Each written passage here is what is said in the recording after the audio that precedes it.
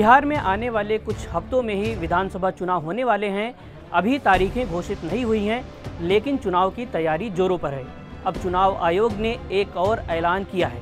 ये ऐलान EVM ballot paper से जुड़ा हुआ है और चुनाव के इतिहास में ऐसा पहली बार होने चल रहा है। क्या है ये ऐलान और इससे वोटर्स को यानी आपको क्या सहूलियत या फ़ायदा होने वाला है, चलिए आपको बताते हैं। नमस्कार, मैं हूं शुभम तिवारी और आप देख रहे हैं एनडीटीवी इंडिया।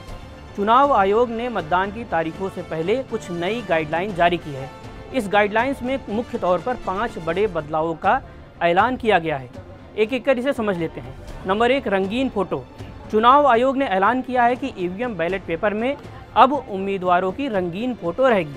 अभी तक ये फ़ोटो ब्लैक एंड वाइट हुआ करती थी, जिससे कभी कभी उम्मीदवारों के नाम एक जैसे होने पर पहचानने में मुश्किल हो जाती थी। नंबर 2, बड़ा फ़ोटो साइज़। उम्मीदवार का चेहरा फ़ोटो की 3/4 यानी 75% हिस्से को कवर करेगा, यानी चेहरा साफ और बड़ा दिखेगा ताकि वोटर आसानी से पहचान सकें।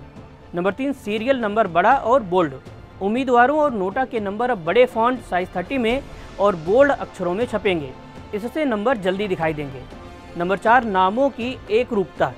सभी उम्मीदवारों और नोटा के नाम एक ही फॉन्ट और साइज में छपेंगे, जो पढ़ने में आसान होंगे। और 5वां, पेपर की क्वालिटी।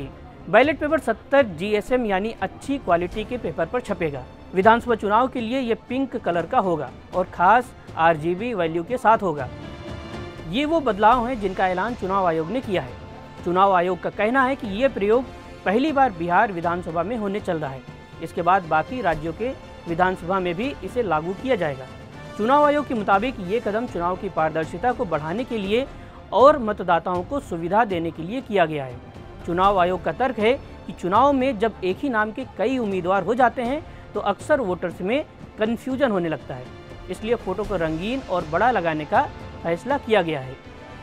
इस वक्त 2 कंपनियां चुनाव आयोग के लिए ईवीएम और वीवीपैट मशीनें बनाती हैं, ECIL और BEL।